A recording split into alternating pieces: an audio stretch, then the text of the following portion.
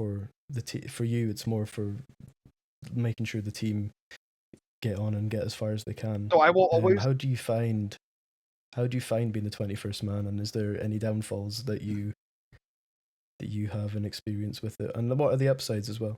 So I always put myself on the heroic roster. Let's start off there. I will always be part of that heroic raid team just because. Oh yeah, for sure. Yeah, yeah. And I'm able to learn the fights. I'm able to do what needs to happen. In addition to that, I always raid ahead of my team. So if we are starting like whatever we're starting on with that week, during heroic, normal and heroic, if we're doing normal, I will go into raid on a Saturday and I will pug it. I will go into my guild and say, hey, I am going to be pugging this raid on this date, on this time. If anybody wants to come with, go ahead and come with me. I will be very selective with those groups. I tend to try Mhm. to specifically invite my raid leaders into those groups first, because that allows Right. Yeah. them the experience to be able to get ahead of their raid teams so they can help guide their teams as they're going forward. The whole works. When I'm still doing heroic, I will start pushing into mythic and start working on those mythic those mythic fights ahead of time so I can learn the strats and know what needs to happen as I'm pushing along. Okay. Right. Right. Yeah. Okay. So that being said, once I get into Mythic, I am 21st manning. I'm the first one off the bench if I need to, but I am always going to be 21st manning it. Um, I I love to be able to be the 21st man. Like I have been begging my raid team since Shadowlands to let me be 21st man and let me do 21st man. Um, I am a very good raid leader. I'm very good at what I do. I'm very good at diagnosing things from the outside. Like some people are great raiders and they're great players, but what they're not great Mhm. at is figuring out what is going wrong and what they need to be able to change Yeah. from outside the raid, right? Like doing replays or watching logs or looking at videos or VODs or watching Twitch streams or whatever, right? I am good at that. I am good at watching and saying, "Hey, I just watched you screw up. I need you to fix it.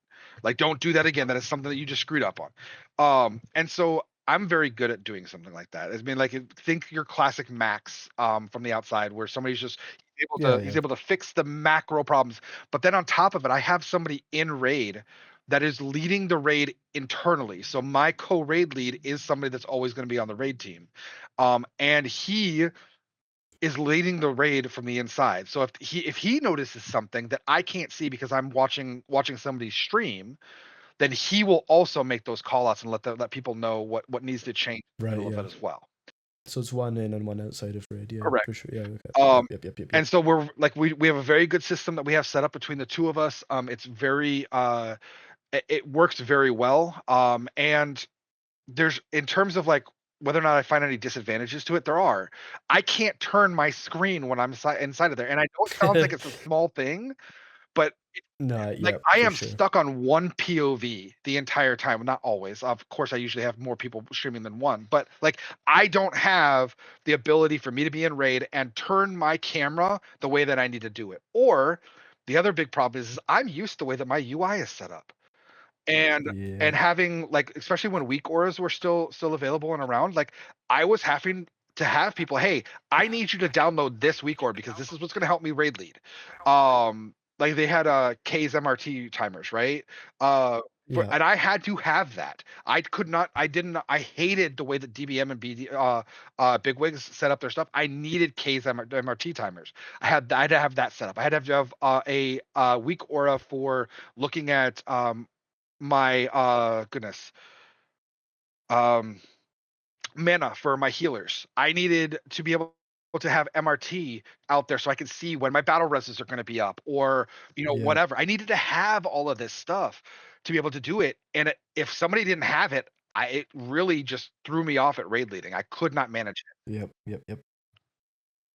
I think I'm gonna go through a sore spot at the first of this tier when I get used. Well, I'm still trying to figure out UI things. Hopefully, I use big wigs primarily and MRT, with Ks. But I think they are all still working in some form or another. May it be a different add-on. So it. hopefully, Yeah.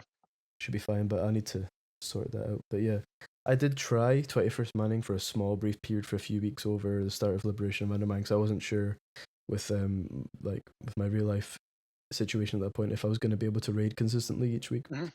and I had tried it, and uh, I didn't enjoy it. I wasn't a fan of it.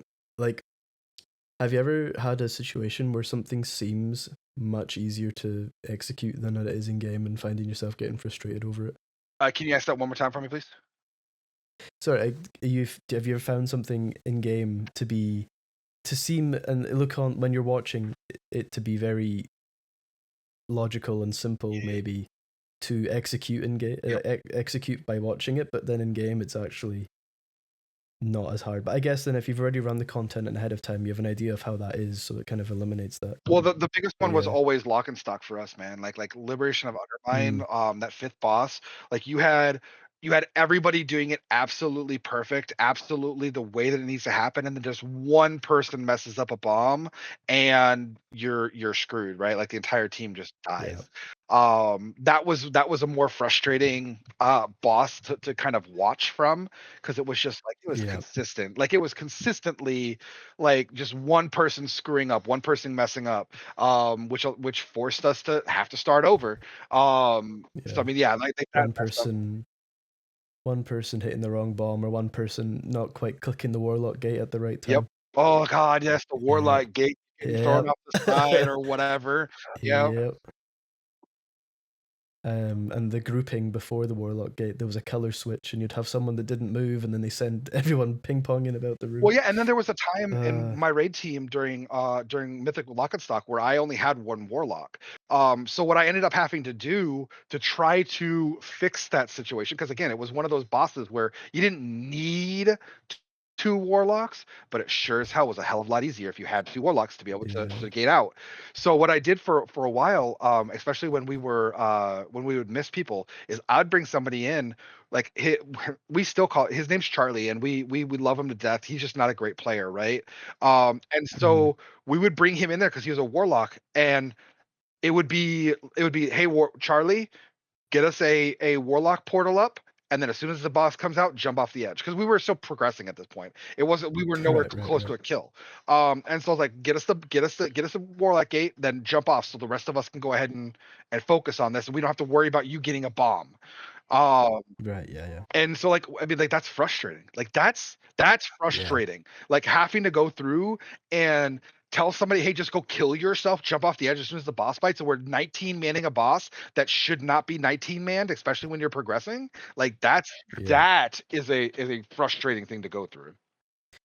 We only had one Warlock for Lock and Stock as well, but luckily our Warlock is he's been in since the start, even when we were a social guild. He's been very consistent, but we didn't have a point in time where he was off for Lock and Stock. But yeah, I don't know what I would have done if he missed a night, Yep, because it is fights like that. Same as Nexus King. The Warlock Gate is fundamental to the P2 yep, P1 intermission, and luckily again we didn't have a situation where he wasn't there. yep.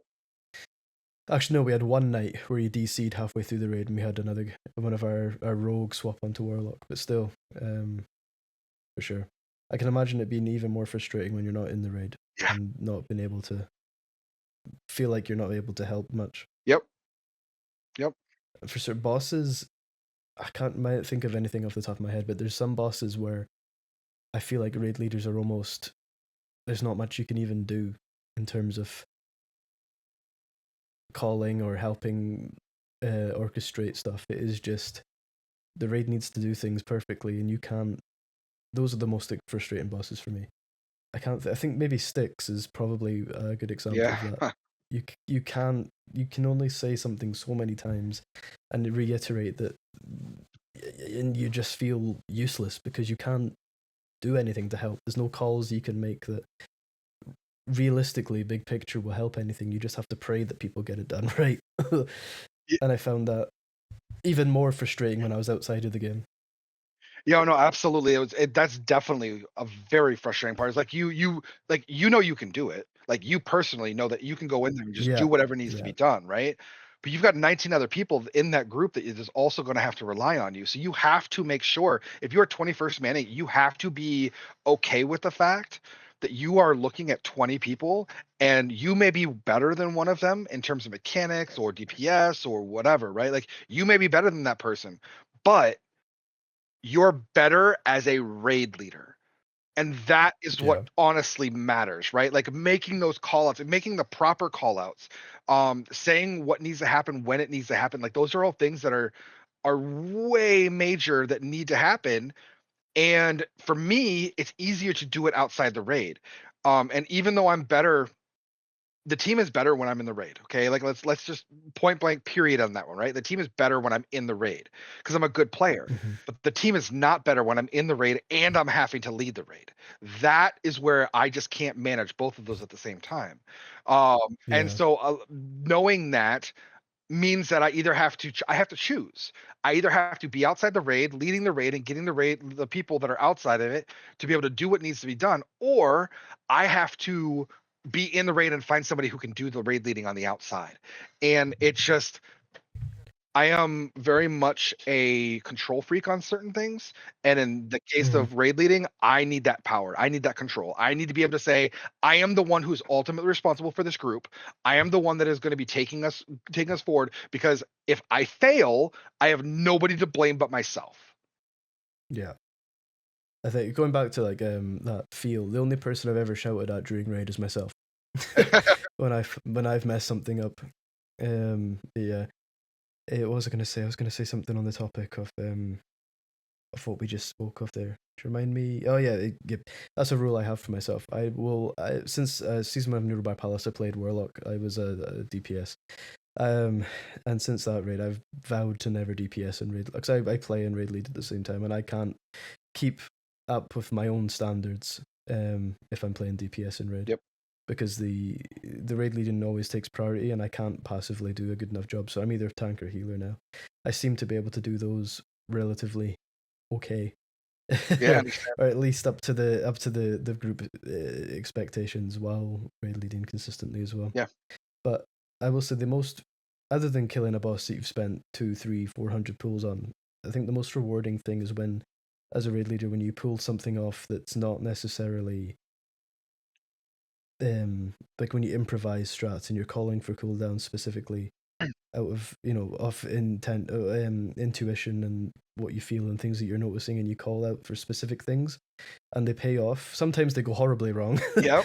for sure. But when you have one of those moments and you just randomly throw the script out the window, ignore the timelines, and you're just calling stuff second by second, and that pays off, there's no greater feeling than that. I mean, it's rare for us to get moments like that because we're not seeing bosses for this first time like Max is. When you watch him doing it, it's like, wow, he is calling these Yep. things that you have now. He's not watched a guide. They've sat down and figured it out. So it's that's what I mean by it's quite rare to have these moments. But when you do get that specific situation where you get the opportunity to see something in real time, call out and see it resolve is very rewarding. Right. One of those things like we had when we kind of had an audible, excuse me, that was going that we were doing this last season where we started off the season with 4 healers in Mythic.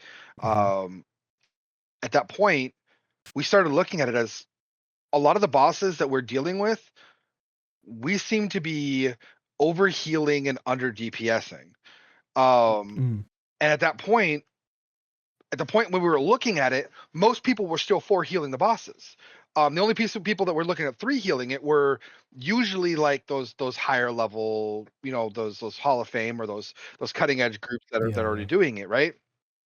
So we eventually had to take a look at it. And we're like, let's change it up. Let's, instead of doing what we have always been doing, and which is like doing the optimal comp of 2 4 12, right? Like that's the optimal quote unquote comp that we are going with.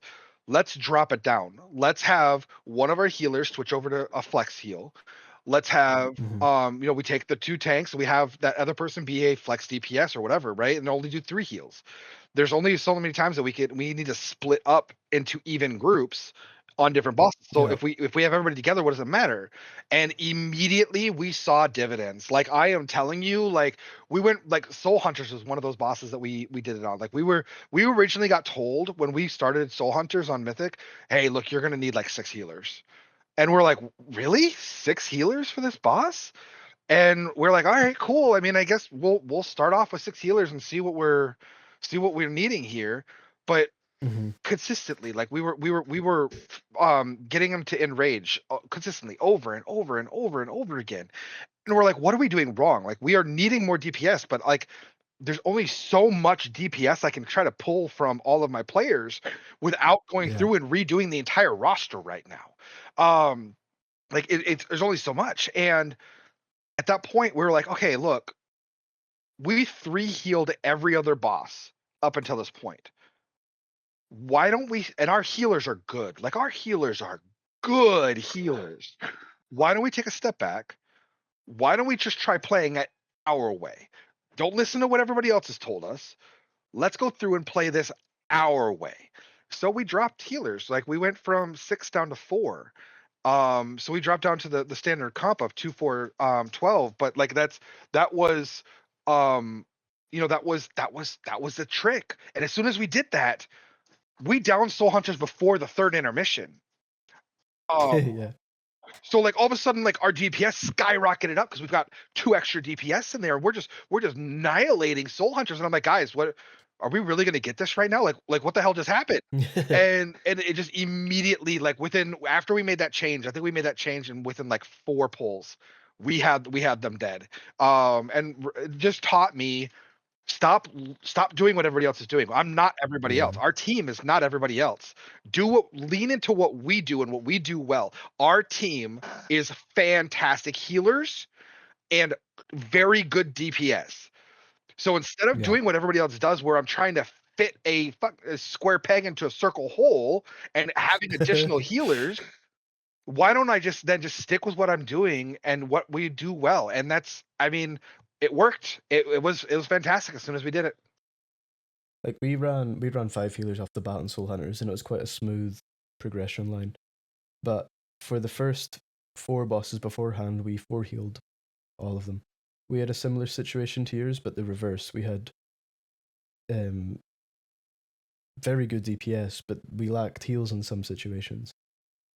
More so priority healing in certain situations. So like first 2 bosses were fine, Plex Sentinel, you get it down with a bit more gear after week 4. Was dead on week 4. Uh, what's the second boss called? The tube prison guy. He fell over after a couple of pulls. Right. It's quite an easy boss. And then Lumathar, we had not too much problem, but we had people just randomly, rotting out to the beams and taking damage from the webs that you'd have to run to the edge with and that kind of thing. Initially, we did try to 3 heal it. We had the DPS, but we had sufficient DPS with 14 DPS instead of 15. We didn't need that extra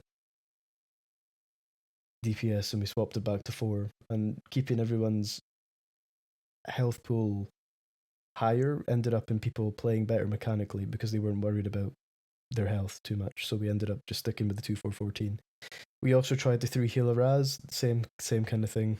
People were not necessarily dying because they messed up, they were just rotting out and not getting enough heals. Right. So again, we swapped back to 14, we still had more than enough DPS. We did the slower strat. We didn't CC, we didn't like knock chain the ads into the pools, we just spawned them behind and let them run, let them pull through. But we still eventually got there with 4 healers, but yeah, strengthening our healer core is something I've tried to do this season. Because there is points where it was not questionable. It was just you could feel it at certain moments. There was lacking. I don't know if it was the comp because I've been quite loose on our healer comp and we overlap some specs here and there. But I've been quite strict on what specs and classes we're taking. Try not to overlap any healer classes specifically or specs specifically, and trying to rotate some players in to the healing roster to fix that issue. Yeah. But yeah, for sure. As we're starting to wrap up this one now, as it's been going on for we have quite a long 3 hours. quite a long video behind us Yeah. here. Yeah. We're talking. Are you more of a CEO than a GM now, or in your role, are you more of a CEO than Or is your brother perhaps, is that a better question, more of a CEO than a guild master now? Right. So my brother is more of a CEO than a guild master, right? Like, so I would be more of Yeah. like the a COO, the chief operating officer, right? Like the person who deals with the Yep, day to yep, yep. day. More so than anything. Yeah. For sure. Last two quick questions before we wrap it Yeah. up. What stresses you out the most? Dealing with the big personalities in my officer core. Yeah. More than anything, stresses me out. My players, my guild mates, the people in guild, my team, like all of that stuff kind of falls into place, right? Like, I mean, it's smaller chunks, it's smaller people that aren't looking to do like these big grandiose things. But when you've got a bunch of people that have like these big personalities, you have to manage them. And if you don't manage them properly, you can literally see a massive guild split, and problems within the guild. So that's a big For sure. stressor on me, is dealing through all that stuff. Everything else is cake to me. Fair enough. I think mine is, even though it is more solid now, I still have that I'm still traumatized from the roster falling below 20 on a specific night. Yeah, Not the overall roster, but sign up specifically for one night. I'm always worried we're not gonna have 20 and I'll have to be scrambling around for a filler at the last minute. Like I said, it's very, very light. It's less and less likely each season now, but it's still it's still always there in the back of my mind. yeah. And what's the hardest decision you've had to make as a GM? Or in your role specifically? I honestly, the two hardest decisions that I've ever had to make. Number one, it was specifically as a raid leader, right, where I had to start learning to let people go. That Yeah. people that I have been friends with for years or seasons or whatever, um, while they're good players or good people, they're not always the best people that I wanted to be on my raid team, and it made it complicated, and difficult for me to have those conversations at first. But as you said earlier, like the more you do it, the easier it becomes. And also, if you set those expectations ahead of time, like that was is the transition, right? It was a transition from like we are a heroic team, we are a heroic guild, into we are now going to start working towards mythic. That made it the most difficult because with a heroic team you can flex up, you can flex down, like it makes it a little easier to Yeah. be able to kind of manage. Like hiding one person on a heroic team that's not as Yeah, good yeah, is yeah. much easier. um it's the mythic portion of it where you really start to push it, and then people's egos start to get affected about it, right? Like because like Uh-huh. somebody who's been on your team for forever, they're like, what do you mean I'm not good enough anymore? Like I've been raiding with you forever. I've helped keep this team running when we only had 12 people on the Yeah. team. Like what in the hell do you mean I'm gonna have to be sat? So that's the toughest thing that I've ever had to do as a raid lead, right? Is make that transition from that heroic mindset into a mythic mindset, and Yeah. in regards to removing people and not keeping bringing people forward. But as a guild leader, probably the hardest thing that I had to do was when I had to have um people that, like, I'm talking personal friends of mine, right? When DDT split off from us from the two-night raid night to a one-night raid night, um I have literal friends in there. My like the one of their raid leaders is my baby brother's best friend. Like these are people that I Right. have known for forever. Um, Yeah. my little brother literally left Wisconsin, moved in with him in Tennessee, and lived in his home in Tennessee. Like he still lives down in Tennessee, real close to him. We are very close individuals, and Yeah. because of the split, it meant that um we're not able to do the things that we used to be able to do. We're not able to talk as much. We're not able to hang out as much. But like it made it better for the guild, but for me Yeah. personally, it was kind of a real difficult thing. I was really close with a lot of those people. Um, Did you ever question it at some oh point? god, yeah. Like, I still question it. is this the right thing to do? Am I taking it too far? Is this too much? You know? Yeah, I still question it. 'Cause I Like come still to across this that a day. lot I still question for it because sure. there's still raid leaders, there's still officers in the guild. Like, I still question whether or not I've done the right thing. every single day because I have conversations with them. It's not like we're not friends Yeah. anymore, but it's just not it's Yep. just we Yep. were closer and now we're not as close anymore. Um, and something like I said, it's just it is more complicated now, and I have to worry Yeah. about keeping them. Hmm, there's because the guild is larger, I have to manage those personalities, and the personalities of those individuals may not always be the same as the personalities as a different team. And so Yeah. I have to basically put the slap down on my friends then at that point, which is not something you Yeah. ever really want to do. Yeah. Yeah.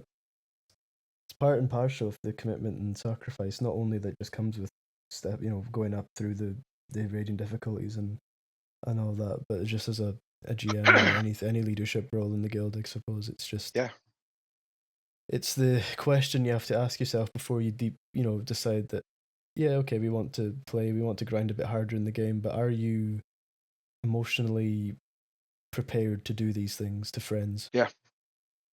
and ask them these things and have these conversations with them? Yeah. That caught me very much off guard and still struggle with now. Yep. It's very hard to do. For sure. Very much so.